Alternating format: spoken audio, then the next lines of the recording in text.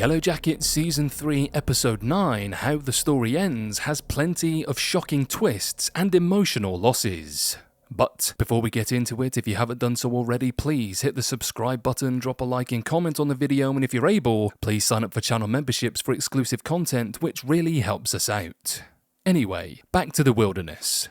So, this is expected from the penultimate episode of the season, but I was disappointed that it left us almost exactly where we started. Though I genuinely didn't expect the multiple character deaths throughout the episode, the status quo is restored in time for the finale. After episode 8 scrambled to make sense of the new characters and the possibility of rescue, episode 9 makes it clear that the show has been grasping at straws all season. At this point, we know that it never is a good sign when one of the Yellowjackets gets a visit from their younger selves, and how the story ends kicks off with Van looking herself in the eye. From there, the rather disgusting conflict we left off between adult Shauna and Melissa picks back up, allowing Melanie Lynskey to spend the rest of the episode splattered in blood.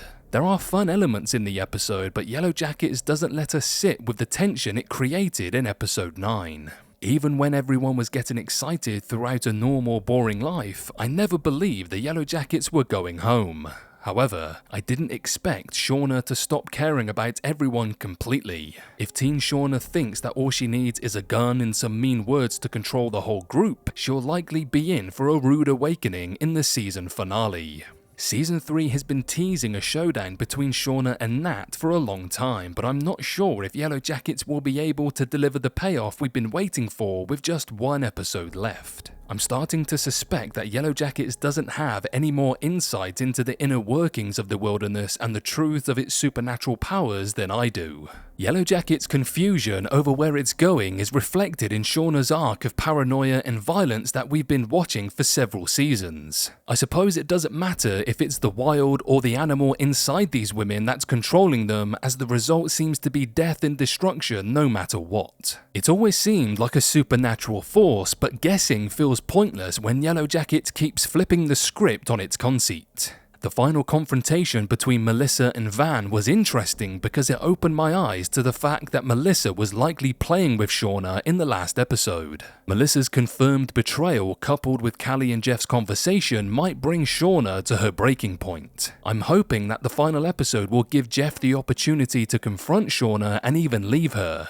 At this point, Shauna has few reasons left not to let herself off the leash and become the person we've been waiting for. Maybe that's what the wilderness wanted all along. Joel McHale was wasted in his brief stint on the show, and I understand why the series didn't want to trade one male authority figure for another, but I don't know why he and the other dead scientist were introduced in the first place. So many new, exciting elements are added just to be taken away, and Season 3 has only exacerbated this issue. There was a callback to the earlier seasons that I appreciated, because I was starting to get worried the plane's black box would be forgotten. However, this is a band-aid on the large cracks appearing all season. The wilderness or the Yellowjackets themselves won't be satisfied until everyone who was out there is gone. This is my major takeaway from episode 9. Based on the fact that both Van and Lottie have been killed off this season, those who remain, Ty, Shauna, Melissa and Misty, have all been more than willing to give the wild the sacrifices it's been waiting for. Though Misty has been the sleeper sane character of Season 3, now that Nat has discovered Teen Misty's secret in the wild, things won't be going well for her.